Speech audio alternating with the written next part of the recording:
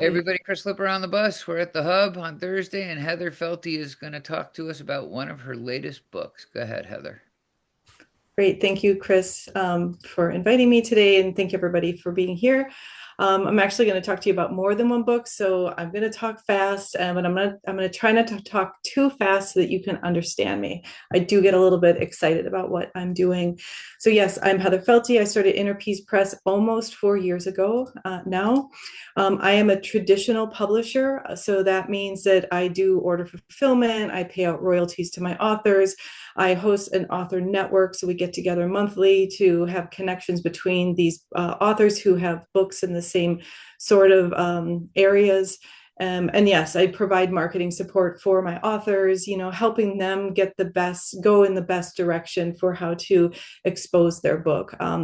Separately, I do writing coaching. I help people, as I mentioned before, in assembling their book, organizing it, determining who it's for. I'm going to talk about that in a second. And then that might lead to self-publishing support. Sometimes it's better for somebody to publish on their own. So I can provide editing, design, and submission support as well.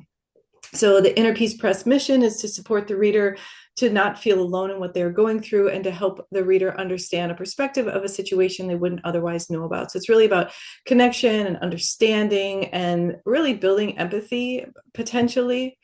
The writing coaching that I do can help the author where they need to have more support or less support, organization, conceptualization, structural edits, the emotional connection. Sometimes people just dump their information, and you have to think about how the reader is going through receiving that information.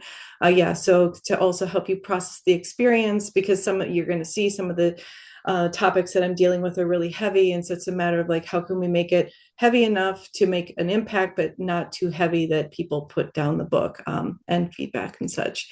Most of the authors I'm working with are regular people. They're usually first-time authors. I'm going to be talking to you today about Amber and Rob's books.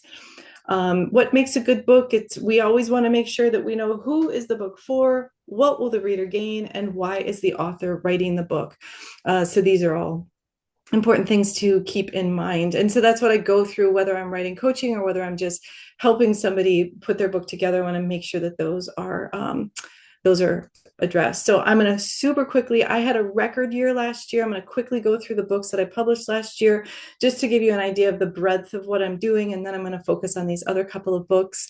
Okay, so I did these two books I've featured in an earlier talk. This is My Name. This is for dementia, people who have recently found they've had dementia. It's a workbook to fill in, to have essential information about what you like in life. So when you can't advocate for yourself, it'll be there. Poems Written and Painted is basically a memoir in poetry. It's 40 years of a man's life in poems, and then there are paintings that are very interesting and historical as well. Before You Go I showcased this as well. Thank you, Chris, for letting me do that. And Jean the author was at this one.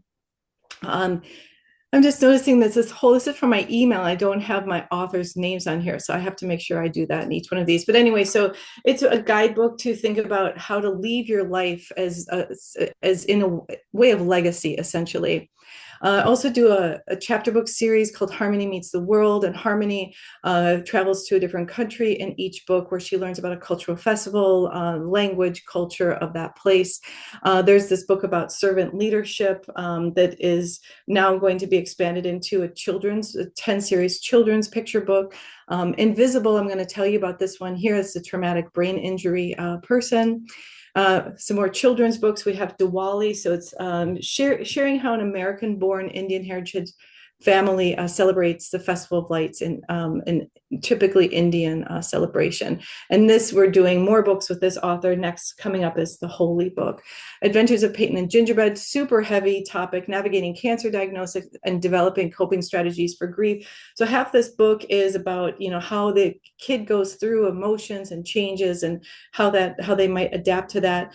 And then the second half is all activities that the child can do with their a loving adult to get them through to process. And what I find is also it's helping adults to deal with their own loss in helping children. The Heart of My Soul is stories from the cabin from 5 generations. Very nice, colorful book.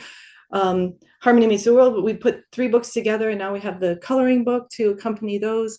Secret Sorrow, it talks about what it's like to be the grandparent age and really long to have a grandchild, but not have a grandchild, and that real loss that some people feel, but they don't want to talk about.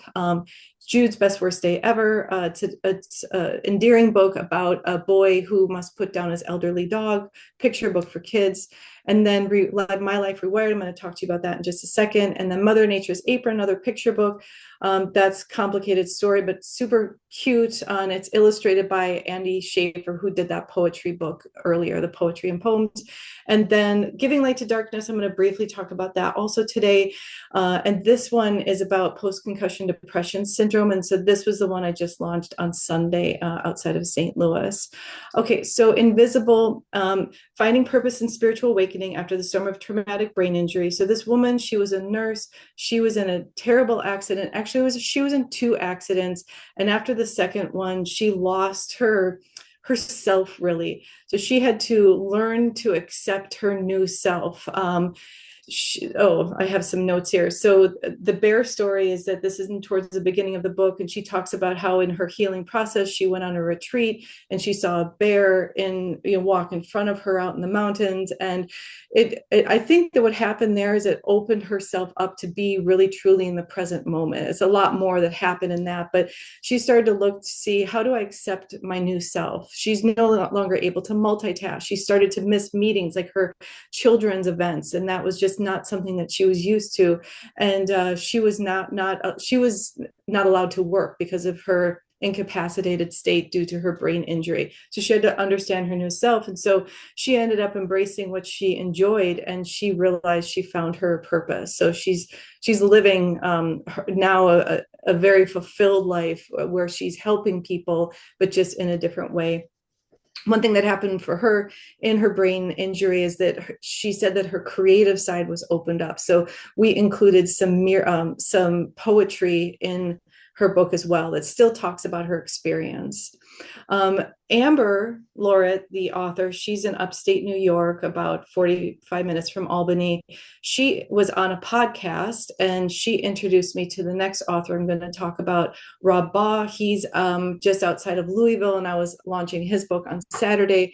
So he got a traumatic brain injury. Long story short is that he was stung by a bee and then found out he was allergic to bees. And then fast forward 3 years, he saw a bee and he panicked. He pulled the door open to get into his house. He knocked himself out with the door, fell down, traumatic brain injury, life changed forever. And so what happened was, through his healing process, is that he realized that he had a number of childhood traumas that he had not processed. And so he goes through those, and again, he shares hope to the reader. So he goes through how he had to accept himself, he had to forgive himself and others from the past, he had to learn patience, and he had to learn to be able to advocate for himself. As an example, he can't say numbers like he used to. So he has to say the words 1-3 for 13. So he made a little card and he gives it to people when he thinks it might be an awkward situation, so that they can be there for him in a empathetic way. And says, you don't think about these things. And so that's what, when you can read his story and see some of the tasks that or techniques he uses to help himself, that's interesting. Okay, so Giving Light to Darkness. Oh, I didn't mention this before, but this is a super heavy book. It's so depressing because this mom lost her son to suicide. We actually published this book 2 years ago, but it was caught up in a lawsuit due to the death of the son. But we finally got the go-ahead from the judge to publish it. So that's exciting because she's very much wanting to get this out here. So this book, I'm going to read this, is a plea of a mother who lost her son to suicide months after he sustained a concussion. It was created to shed light on this difficult topic with the hope it helps save lives. It shares the story of a young man conflicted after a tragic yet survivable accident. So the whole point of this is, with increased knowledge, we are better equipped to support a loved one suffering with the silent killer of post-concussion depression syndrome. So this story is about Laura and her son Seth, and she talks about who her son was, give some background, and then we go through and we see what happened after he passed. And so she went through his phone and she saw, certain things that he was pointing to, and he had this basically this identity crisis. His face, he and his friend, they're side by side, ran into a mailbox that was overly cemented into the ground, and so his face was damaged. I didn't include pictures of him even though they're in the book, just because it's the kind of graphic. He healed on the outside, but his mind wasn't quite there. He kept having that like identity crisis, and that's what I'm noticing with these other two brain injury books, is that seems to be a thing. So anyway, so she shows how they figured out where he was.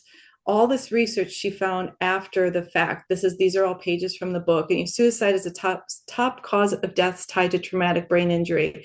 So just like the more you know, and doctors don't even know the impact of traumatic brain injuries and concussions. I mean, it's starting to be known, but her doctor didn't know. When she went in, it's Seth's doctor. When Laura went in to tell the doctor that Seth was no longer here, the doctor was stunned. He didn't realize that this was a thing that could happen. So that's her mission, is to bring awareness. So soon after, she asked for help, and this is an organization out in Utah called Cognitive FX, and they actually within a day made this banner for her that's her son Seth, and it's a whole fold out flyer thing that she can give to people. She gave it to her doctor's office, Seth's doctor's office. They put it on the wall for people to take. She raises money and has a billboard about suicide awareness. That she and her family have different events that they do for awareness about what he's going through. So I know I've been talking a long time, but there we go. That's what I wanted to share with you. If you are inspired to write a book, or maybe know somebody who may need publishing support, I can help with that. Or maybe you want to order one of these books, please use coupon code OTB for 15% off at innerpeacepress.com. Thank you for your attention. Maybe if you have any questions, I'll stop sharing my screen now. That was great. That was fast. That's a lot of information. It's a lot. The guy who hit the mailbox, how did he hit the mailbox? Oh, so they were in an ATV side by side where it's like two people and it has like the metal around the outside. Yeah. And so the mailbox was kind of hidden behind a tree branch.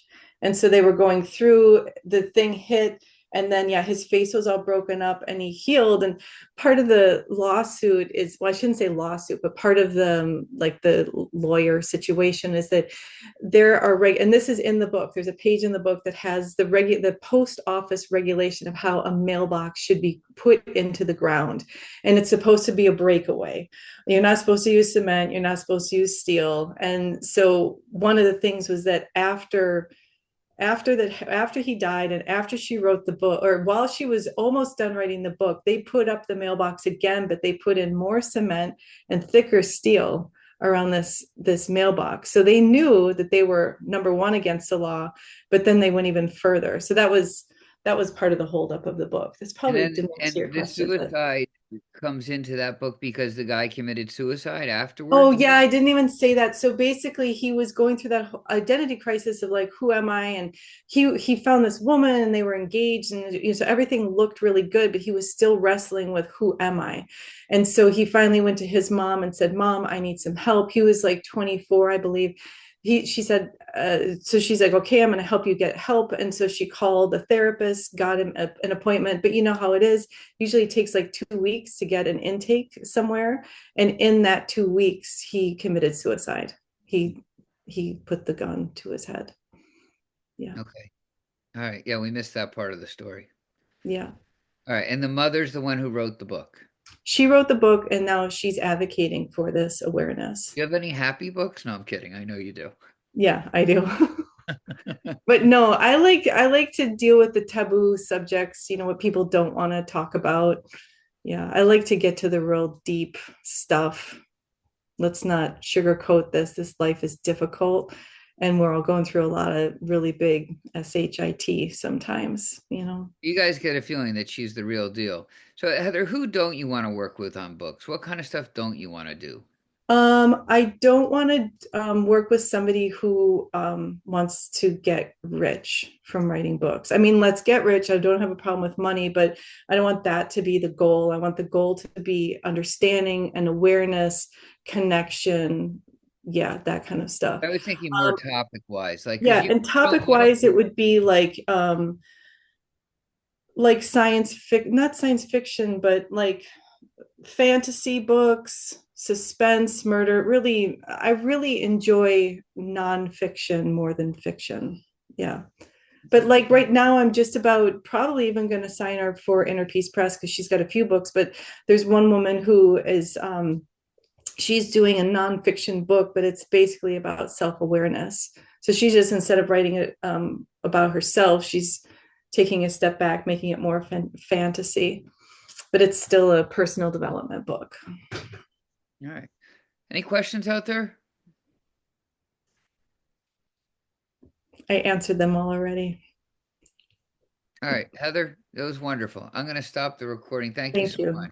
Thank Thank you. you.